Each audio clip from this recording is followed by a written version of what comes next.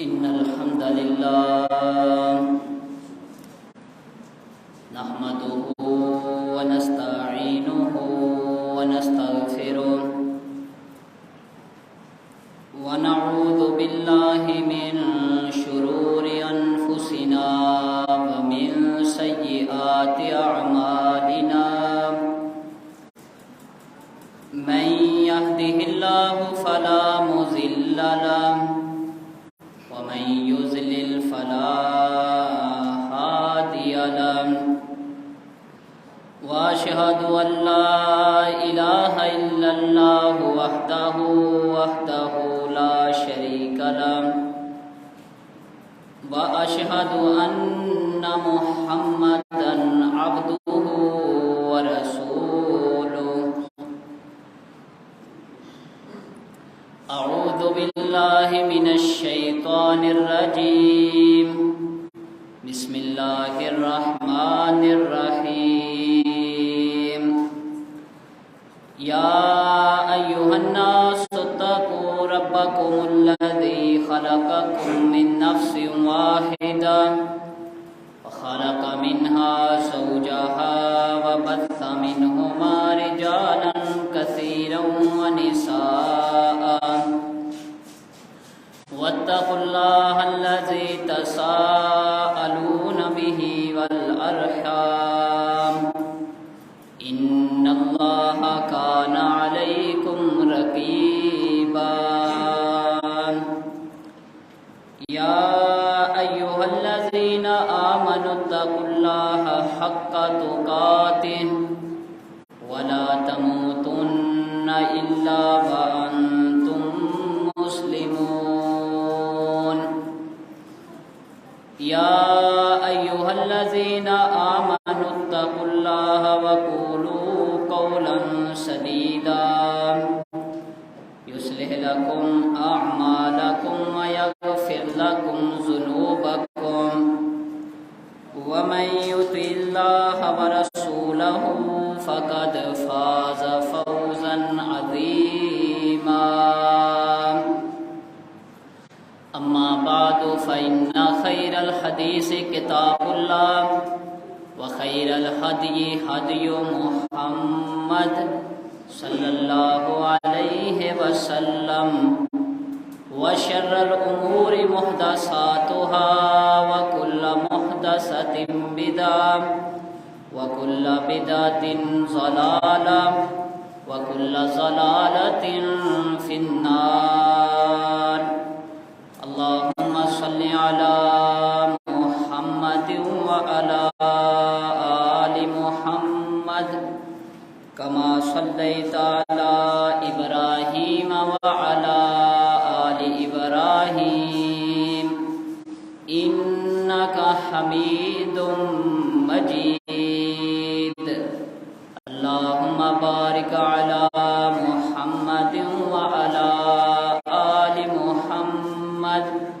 كما باركت على إبراهيم وعلى آل إبراهيم إنك حميد مجيد أعوذ بالله السميع العليم من الشيطان الرجيم من همزه ونفخه ونفثه يا أيها الذين آمنوا اتقوا الله ولتنظر نفس ما قدمت لغد واتقوا الله إن الله خبير بما تعملون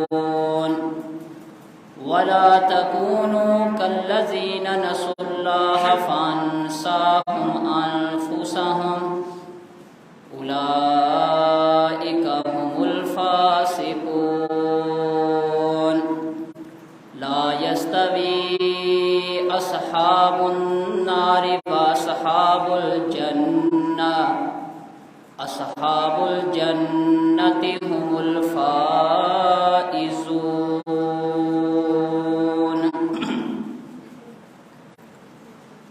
اللہ ذوالجلال والاکرام نے قرآن مجید فرقان حمید کے اندر جو آیات میں نے خطبے کے اندر پڑھی ہیں، ان آیات کے اندر اللہ تعالیٰ نے خاص طور پر مسلمانوں کے ساتھ چند باتیں کی ہیں۔ اللہ تعالیٰ کے بات کرنے کا انداز مختلف ہوتا ہے۔ کبھی وہ یا ایھا الناس کے الفاظ کے ساتھ خطاب کرتا ہے تو اس وقت مسلمان اور کافر سب سے بات ہو رہی ہوتی ہے، اور کبھی آپ پڑھیں گے کہ قرآن مجید کی کچھ آیتیں یا ایھا الذین آمنوا سے شروع ہوتی ہیں۔ ان آیتوں میں بات صرف مسلمانوں سے ہوتی ہے۔ مفسرین نے یہ بات ذکر کی ہے کہ جس آیت کو بھی اللہ تعالیٰ یا ایھا الذین آمنوا کے الفاظ کے ساتھ شروع کرے، اے مسلمانوں، اے مومنوں، اس آیت کے اندر اللہ تعالیٰ بہت بڑی کوئی بات ذکر کرنا چاہتے ہیں۔ یہ جو آیات میں نے پڑھی ہیں، ان کو بھی اللہ تعالیٰ نے انہی الفاظ سے شروع کیا ہے، یا ایھا الذین آمنوا، اے وہ لوگوں جو ایمان لائے ہو مسلمانوں، صرف تم سے بات ہے۔ اتقوا اللہ، اللہ تعالیٰ سے ڈرو، اللہ کا ڈر اپنے دلوں میں پیدا کرو، اللہ سے ڈرنے والے بن جاؤ۔ وَلْتَنظُرْ نَفْسٌ مَا قَدَّمَتْ لِغَدٍ، ہر شخص کو یہ غور کرنا چاہیے اور دیکھنا چاہیے کہ میں نے آنے والا کل جو قیامت کا دن ہے اس کے لیے کیا تیار کیا ہے۔ دوبارہ پھر فرمایا واتقوا اللہ، لوگوں اللہ سے ڈر جاؤ۔ ان اللہ خبیر بما تعملون، تم جو کچھ کرتے ہو اللہ تعالیٰ کو پورا اس کا علم ہے۔ اور پھر اگلی آیت میں فرمایا تم ان لوگوں کی طرح نہ ہو جانا جو اللہ کو ہی بھول گئے، اپنے پیدا کرنے والے کو ہی بھول گئے، اپنے مالک کو ہی بھول گئے، جس کا کھاتے ہیں، جس کا پیتے ہیں، جس کی زمین پر چلتے ہیں، جس کے حکم کے ساتھ ان کی سانسیں بحال ہے، اسی کو بھول گئے۔ تو پھر اللہ نے ان کو یہ سزا دی کہ اللہ تعالیٰ نے ان کو بھی پھر بلا دیا۔ یہ جو دو آیات ہیں، ان آیات کے اندر جو بنیادی بات اللہ پاک نے ذکر کی ہے وہ یہ ہے کہ انسان ایک مقصد اور ایک ذمہ داری دے کر میں نے تجھے دنیا میں بھیجا ہے، اور وہ مقصد یہ ہے کہ تو نے اللہ کی عبادت کے ذریعے آخرت کی تیاری کرنی، عبادت اللہ کی، اور اس کے ذریعے سے آخرت کی تیاری تو نے کرنی ہے۔ یہ بنیادی چیز اللہ تعالیٰ نے ان آیات کے اندر ذکر فرمائی ہے۔ رسول اللہ صلی اللہ علیہ وسلم ارشاد فرماتے ہیں کہ جب بچہ بھی اپنے ماں کے پیٹ میں ہوتا ہے اور ماں کے رحم کے اندر 4 مہینے کا عرصہ گزر جاتا ہے، 120 دن، اللہ تعالیٰ فرشتے کو بھیجتا ہے کہ اس کی 4 چیزیں لکھ کے آ، 4 چیزیں۔ سب سے پہلی یہ چیز لکھ کہ اس نے زندگی کتنی گزارنی ہے، کتنا عرصہ یہ زمین پر زندہ رہے گا۔ دوسری چیز، اس کو رزق کتنا ملے گا۔ اس نے ظاہری بات زندگی میں اس کی ضروریات ہیں، ان میں سے ایک بنیادی ضرورت انسان کی رزق ہے، وہ لکھ دے۔ اور تیسری اور چوتھی بات یہ ہے کہ یہ لکھ دے کہ یہ نیک بخت ہوگا یا بدبخت ہوگا، نیک ہوگا یا بد ہوگا۔ یہ 4 چیزیں لکھ دے۔ آپ غور کریں، ان 4 کے اندر 2 چیزیں وہ ہیں جن پر انسان کا کوئی اختیار نہیں ہے، کوئی اختیار نہیں ہے، اور دو چیزیں وہ ہیں جو انسان کے اختیار کے اندر ہے، رزق اور موت، زندگی۔ یہ دو چیزیں ایسی ہیں کہ ان میں انسان کا کوئی اختیار نہیں۔ جتنی مرضی کوئی محنت کر دے وہ اپنے رزق میں اضافہ نہیں کر سکتا، جتنا مرضی کوئی زور لگا لے وہ جو وقت اللہ نے مقرر کیا اسے ایک لمحہ آگے نہیں جا سکتا۔ اس میں کوئی کسی کا اختیار نہیں ہے۔ رزق محنت کے سر پر نہیں ہے، محنت کے بل بوتے پر نہیں ہے۔ اگر محنت کی وجہ سے رزق ملنے لگے یا رزق زیادہ ہونے لگے تو دنیا کا سب سے امیر شخص مزدور ہو، جو سب سے زیادہ محنت کرتا ہے۔ ایک وہ بندہ وہ خالی سائن کرتا ہے، سگنیچر کرتا ہے اور لاکھوں مہینے کے لیتا ہے، اور دوسرا وہ بندہ کہ 10 گھنٹے جو ہے روزانہ مزدوری کرتا ہے لیکن اس کو 20-30 ہزار سے زیادہ نہیں ملتے۔ یہ تقسیم میرے رب نے کی ہے، اس میں کسی کا کوئی اختیار نہیں ہے۔ دو چیزیں ہیں وہ انسان کے اختیار میں اللہ نے رکھی ہے، وہ یہ ہے انا ہدیناہ السبیل، انسان ہم نے تجھے راستہ بتا دیا، سیدھا بھی اور غلط بھی، درست بھی اور غلط بھی، ہدایت والا بھی اور گمراہی والا بھی۔ اب آگے تیری مرضی ہے، اما شاکرن و اما کفورا، چاہے تو شکر گزار بن جائے اور چاہے نہ شکرا بن جائے، کافر بن جائے۔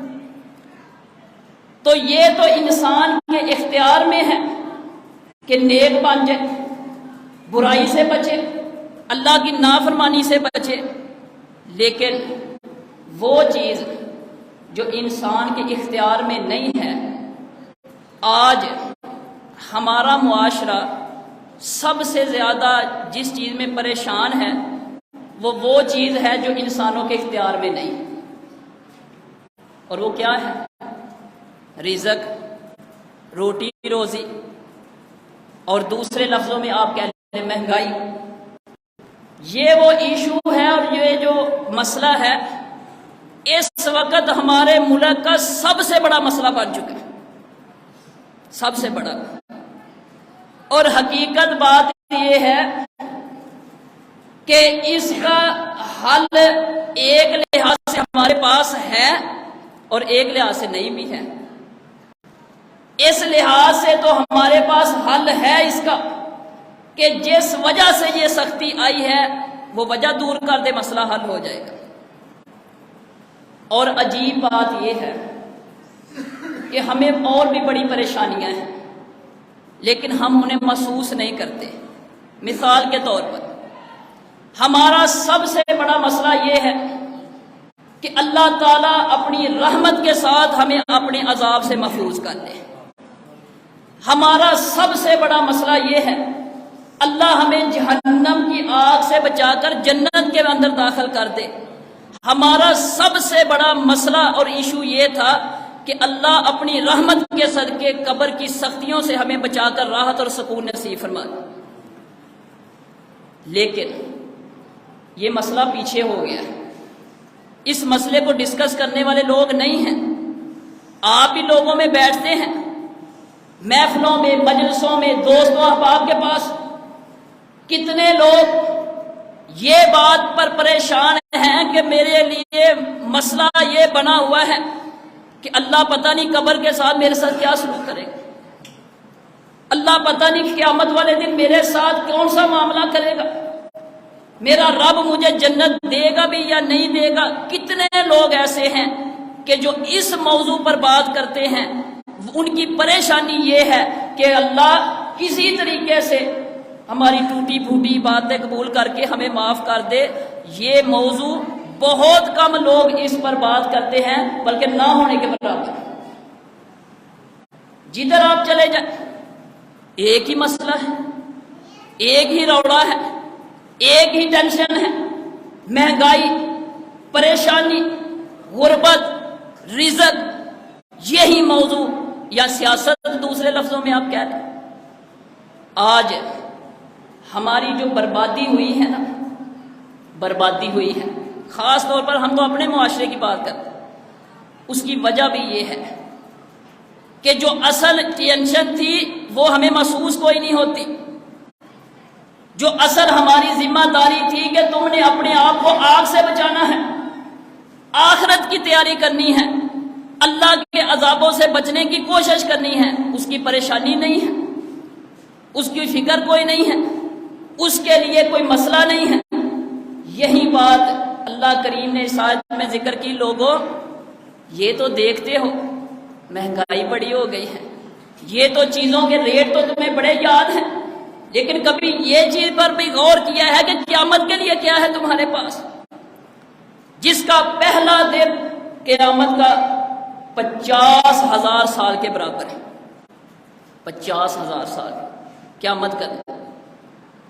یہاں جو عمریں ہیں لوگوں کی 50، 60، 70 کے قریب قریب ہیں، اور نبی پاک صلی اللہ علیہ وسلم کا فرمان بھی ہے، فرمایا میری امت کی لوگوں کے عمریں جو ہے نا وہ 60 سے لے کر 70 کے درمیان ہیں، اور کم لوگ اس سے اوپر جائیں گے۔ تو اوسطاً یہی ہیں 50، 60، 70 تک۔ 50 سالہ 60 سالہ زندگی کے لیے اس قدر ہم پریشان ہیں کہ نہ ہمیں رات کو سکون ہے نہ دن کو سکون ہے، نہ ہم کام پر ہوں تب ہمیرا ذہن پرسکون ہے، اور نہ ہم جب اپنے گھروں میں آئے پرسکون۔ ہر وقت ایک ہی ٹینشن ہمیں کھا گئی ہے، بلکہ تجزیہ نگار کہہ رہے ہیں پاکستانی قوم ڈپریشن کا شکار ہو گئی، نفسیاتی مسائل ان کو بڑھ گئے ہیں۔ کیوں بھائی، کیا وجہ ہے؟ کہتے وجہ یہ ہے کہ یہ اپنے ملک کے حالات کی وجہ سے بڑے پریشان ہیں، بڑے پریشان ہیں۔ اب اس کا حل کیا ہے؟ رسول اللہ صلی اللہ علیہ وسلم کے داماد، مسلمانوں کے تیسرے خلیفہ حضرت عثمان ابن عفان رضی اللہ تعالی عنہ، یہ وہ صحابی رسول ہیں، اللہ نے بڑے بڑے اعزازات سے ان کو نوازا ہے۔ آپ صلی اللہ علیہ وسلم کی 2 بیٹیاں ان کے گھر میں گئی ہیں، عشرہ مبشرہ میں سے ہیں، جن کو نبی پاک صلی اللہ علیہ وسلم نے اپنی زبان مبارک سے کئی دفعہ جنت کی بشارت و خوشخبری دی ہے۔ احادیث میں لکھا ہوا ان کے متعلق کہ کبھی کسی موقع پر ان کے سامنے قبر کا ذکر ہو جاتا، یا کبھی قبر پر جانے کا اتفاق ہو جاتا، بندہ جاتا ہی ہے جنازہ پڑھنے کے لیے کبھی، تو یہ بہت رویا کرتے تھے، اتنا روتے کہ داڑھی مبارک تر ہو جاتی ہے۔ تو ساتھی یہ بات پوچھتے کہ آپ کے سامنے جہنم کا بھی ذکر ہوتا ہے، اللہ کے اور عذابوں کا بھی ذکر ہوتا ہے، لیکن آپ اس قدر روتے نہیں ہیں، پریشان نہیں ہوتے جس قدر آپ قبر کا تذکرہ سن کر پریشان ہوتے ہیں۔ اس کی وجہ کیا؟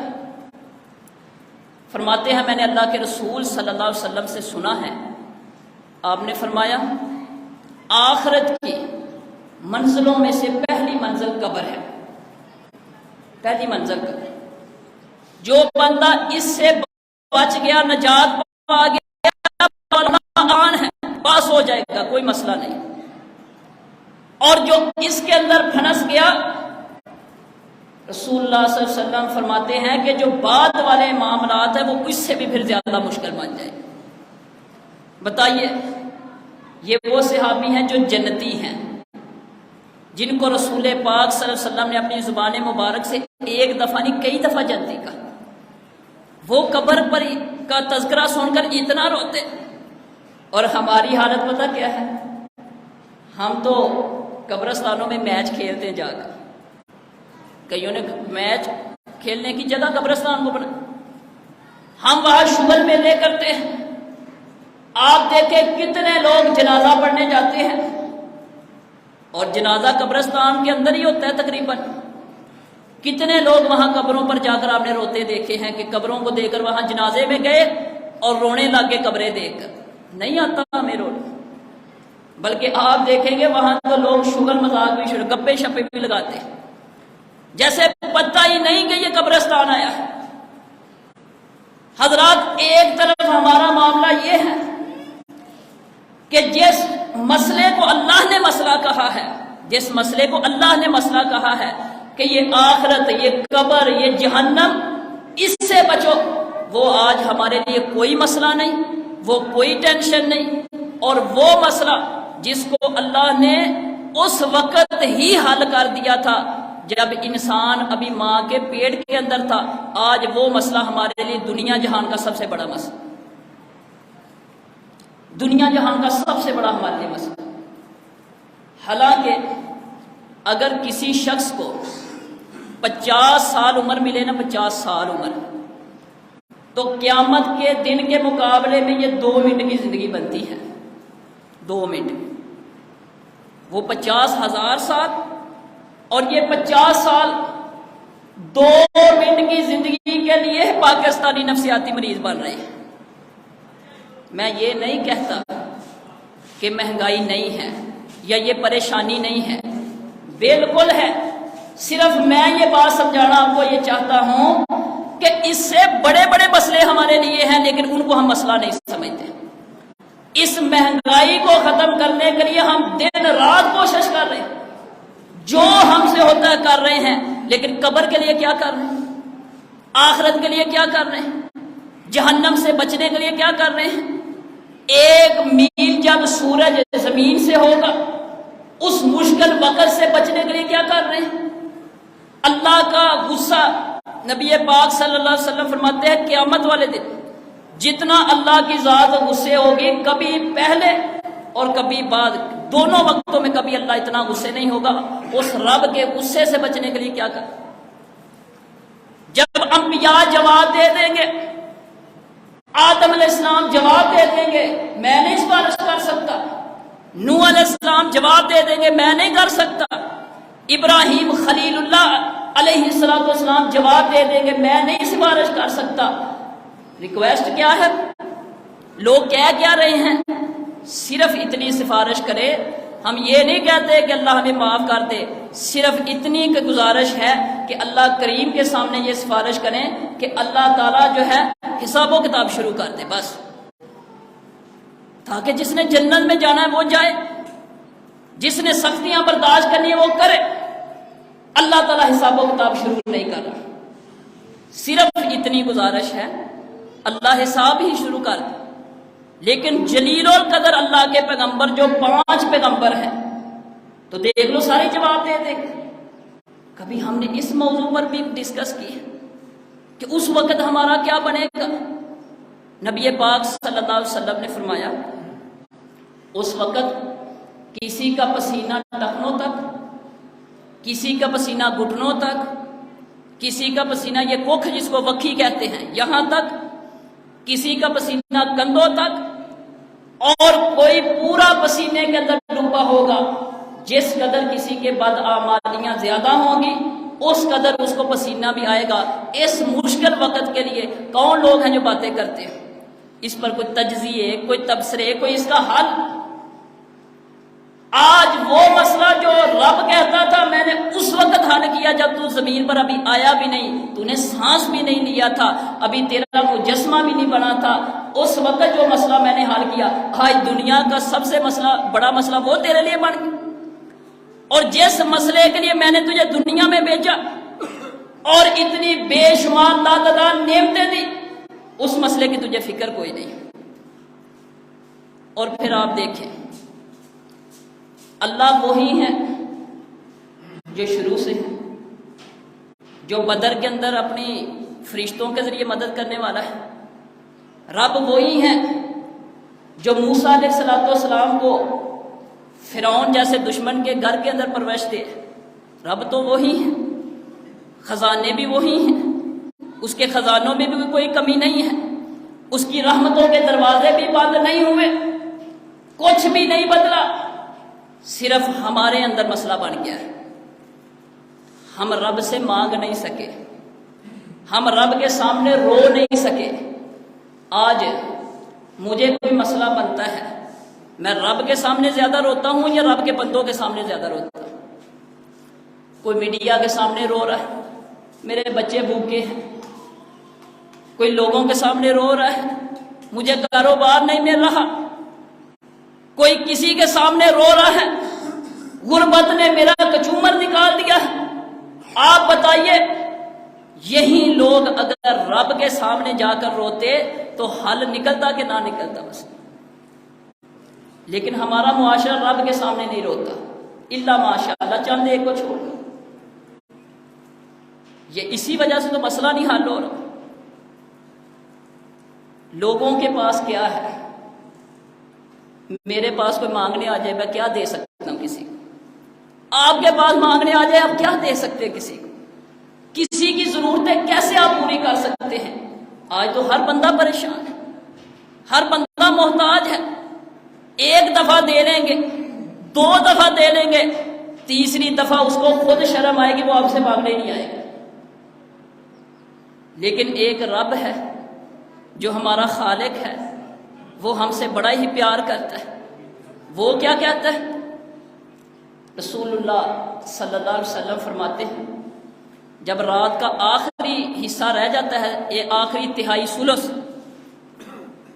اللہ تعالیٰ آسمان دنیا پر آتا ہے، آوازیں لگاتا ہے، اور آواز لگا کر چند آوازوں میں سے ایک آواز وہ یہ بھی لگاتا ہے حل بھی مسترزقن فاردو کا ہو، کسی کو رزق چاہیے تو آؤ میں رزق دیتا ہوں،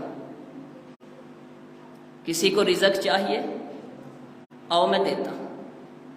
آج ہمارا یہی مسئلہ ہے نا، ہمیں تو رزق ہی زیادہ پریشان کیے بیٹھے۔ وہ رب ہر روز رات کے آخری حصے میں آ کر آسمان دنیا پر یہ صدائیں لگاتا ہے اور رزق تقسیم کرنا۔ عجیب لوگ ہیں، بھوکے بھی ہیں اور رزق کی دیگیں جناب تقسیم بھی ہو رہے ہیں، لینے بھی نہیں جاتے۔ ہر روز وہ کہتا ہے، لیکن جو بندہ فرض نماز نہیں پڑھتا وہ تہجد کی نماز کیسے پڑھے گا؟ آپ دیکھیے آج حالات یہاں تک پہنچ چکے ہیں کہ لوگ غربت کی وجہ سے خودکشیاں کر رہے ہیں، یہ روزانہ خبریں آ رہی ہیں۔ لیکن آپ اس چیز پر بھی غور کریں، جتنے لوگ یہ خودکشیاں غربت کی وجہ سے کرتے ہیں ان میں سے نمازی کتنے ہیں؟ نمازی کتنے؟ دین پر عمل کرنے والے کتنے ہیں؟ اللہ رسول کے فرما بردار کتنے تھے؟ میں نے تو جتنے بھی یہ معاملات دیکھے ہیں، مجھے تو آج تک ایسا کوئی بندہ نہیں ملا کہ جو 5 وقت کا نمازی ہو، اللہ کے سامنے جھکتا ہو، رب کے سامنے سجدہ کرتا ہو اور غربت کی وجہ سے اس نے خودکشی کی ہو۔ کوئی 1-2 کیس ہو جائے تو وہ تو نہ ہونے کے برابر ہوتا، وگرنہ 99% انہی لوگوں نے غربت کی وجہ سے خودکشیاں کی جو دین سے دور تھے، جو نماز نہیں پڑھتے تھے، جو رب کے سامنے نہیں روتے تھے، جو اللہ کے سامنے جولیاں نہیں پھیلاتے تھے، لوگوں کے سامنے روتے تھے۔ اور پھر رب کہتا ہے جب تم میری ذات کو چھوڑ کر بندوں کے پاس جاتا ہے تو پھر بندوں کے پاس ہی لے لے، میرے پاس تیرے لیے کچھ نہیں۔ انہوں نے خودکشیاں، لیکن ایک دیندار بندہ نمازی اللہ اس کو صبر بھی دیتا ہے اور شکر کی بھی نعمت دیتا ہے۔ وہ اللہ کے دین پر جب چلتا ہے اللہ غیب سے اس کی مدد کر دیتا ہے، وہ رب کے سامنے روتا ہے، اور رب تو وہ ہے نا سبحان اللہ جو ڈانٹتا نہیں ہے، جو ڈانٹتا نہیں ہے، ملامت بھی نہیں کرتا، پردے بھی ظاہر نہیں کرتا کہ تو اتنا پاپی ہے اب میرے گھر میں کیا لینے آیا ہے۔ وہ تو نبی پاک صلی اللہ علیہ وسلم فرماتے ہیں کہ اللہ تعالیٰ فرماتا ہے کہ جو بندہ میرے طرف چل کے آتا ہے میں دوڑ کے اس کی طرف آتا ہوں، یہ چل کر آئے میں دوڑ کر آؤں گا۔ آج ہمیں یہ مسئلہ ہی نہیں سمجھ آیا کہ ہمارے سارے مسائل کا حل جہاں تھا آج مسلمان ادھر نہیں گئے، وہ تھے رب کائنات کی ذات، لیکن مسلمانوں نے روٹھے ہوئے رب کو منانے کی کوشش نہیں کی، لوگوں کے پاس اپنے مسئلے کا حل تلاش کیا، نتیجہ یہ نکلا کہ مسئلہ بھی حل نہیں ہوا اور رب بھی اسی طرح ناراض رہا۔ اور اس کے پیچھے سبب بھی ہم ہیں، سبب بھی ہم ہیں۔ رسول اللہ صلی اللہ علیہ وسلم نے ایک گناہ اور جرم کی نشاندہی کی ہے۔ فرمایا جب وہ جرم کسی قوم میں آئے گا، اللہ تعالیٰ 3 قسم کی سزائیں اس قوم کو دے گا۔ وَلَمْ يَنْقُصُ الْمِكْيَالَ وَالْمِيزَانَ، جب لوگ ماپ تول کے اندر کمی شروع کر دیں۔ ماپ تول میں کمی تو ایک تو عام جو ماپ تول میں کمی ہوتی ہے، ملاوٹ کرنا یہ بھی ماپ تول میں کمی ہے۔ فرمایا جب لوگ ماپ تول میں کمی کریں تو اللہ کریم 3 قسم کی سزائیں پھر اس قوم کو دیتا ہے، اور ان میں سے ایک سزا یہ ہے کہ اللہ تعالیٰ ان پر ظالم حکمران مسلط کر دیتا ہے، ظالم حکمران مسلط کر دیتا ہے۔ آج یہ دیکھیں آپ کہ یہ جو بے ایمانی والی ایک نسور اور گندی عادت ہے ہمارے معاشرے میں کتنی زیادہ ہے، بلکہ آج ہمارے ملک کی پہچان ہی بے ایمانی بن گئی۔ باہر کے ملکوں میں جب آپ پاکستانی کا نام لیتے ہیں تو فوراً بے ایمان اس کے ذہن میں آ جاتا ہے۔ من حیث القوم ہم بے ایمان ہیں، من حیث القوم۔ اور اس کی سزا اللہ نے ہمیں یہ دی کہ اللہ تعالیٰ نے ایسے ظالم حکمران ہم پر مسلط کر دیے جن کے اندر ذرہ برابر بھی رحم نہیں ہے۔ کیوں احتجاج کرتے ان کے خلاف؟ کیوں ان کو برا بھلا کہتے؟ ان کو نہیں کہنا چاہیے، اپنی ذات کو ہم کہیں۔ ایک شخص ہے ہی جلاد، بھلا جلاد سے کوئی گلا ہوتا ہے کہ تو کوڑے کیوں مارتا ہے؟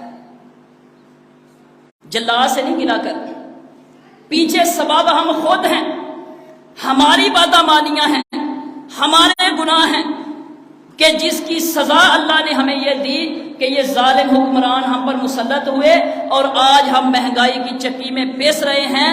ان کو برا نہیں کہنا، اپنی اصلاح کرنے کی ضرورت ہے، کیونکہ ان کی ڈیوٹی رب نے لگائی ہے، رب نے ڈیوٹی لگائی کہ تم نے ان کو جوتے مارتے رہنا ہے، تم نے ان کو سوکھا سانس نہیں لینے دینا، تم نے اپنے جو ہے عذاب کا، میرے عذاب کا کوڑا ان پر برساتے رہنا ہے۔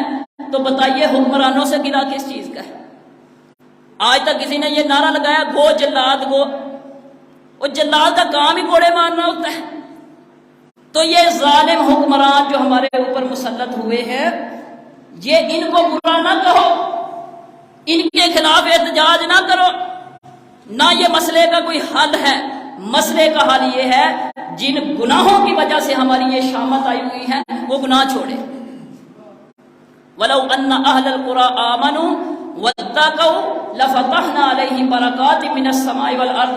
اللہ کریم فرماتے ہیں اگر تم صحیح طرح مومن بنو، ایمان والے بن جاؤ، تو ہم آسمان اور زمین سے برکتوں کے دروازے کھول دیں، ہم کھول دیں۔ یہ کوئی مسئلہ ہے بڑا مہنگائی؟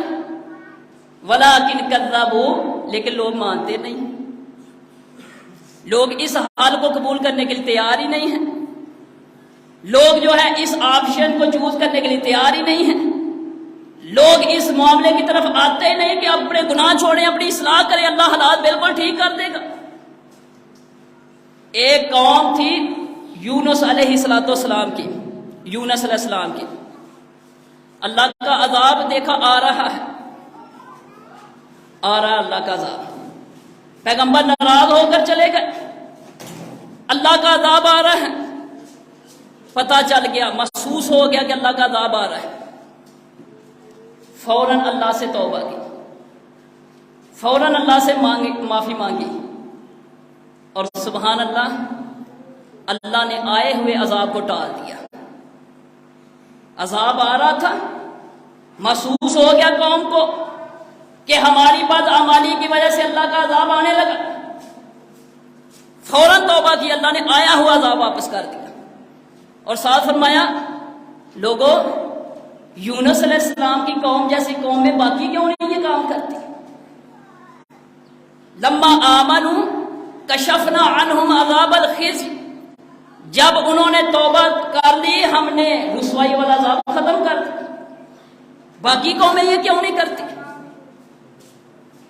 رسول اللہ صلی اللہ علیہ وسلم فرماتے ہیں، قسم اٹھا کر آپ نے یہ بات کہی، جو ہمارا آج سب سے بڑا مسئلہ ہے نا مہنگائی، آپ دیکھیے نبی پاک صلی اللہ علیہ وسلم اس کے متعلق کیا فرمایا واللہ، مجھے اللہ کی ذات پاک کی قسم ہے، لا اخشی علیکم الفقر، مجھے کوئی خوف نہیں، کوئی خطرہ نہیں کہ تم بھوکے مر جاؤ گے،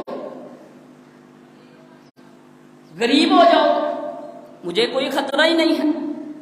اللہ کے رسول صلی اللہ علیہ وسلم کی نظر میں غربت کوئی مسئلہ ہی نہیں ہے، کوئی مسئلہ ہی نہیں۔ فرمایا مجھے کوئی خطرہ نہیں کہ میری امت غربت کی وجہ سے مر جائے، ولیکن اخشی، لیکن مجھے اس چیز کا ڈر ہے کہ میری امت کے اوپر اللہ مال کی فراوانی کر دے گا، ان کے پاس نعمتیں اور سہولتیں زیادہ آ جائیں گی، اور پھر یہ آپس میں مقابلہ بازیاں شروع کر دیں گے، اس کا مکان ایسا ہے میں نے اسے اچھا مکان بنانا ہے، اس کی گاڑی اس طرح کی ہے میں نے اس سے اچھا جو ہے اپنے لیے اب اچھی گاڑی لے رہی ہے، اس کے گھر کا فرنیچر ایسا ہے میں نے اس سے اچھا فرنیچر خریدنا ہے، مقابلہ بازی شروع ہو جائے گی۔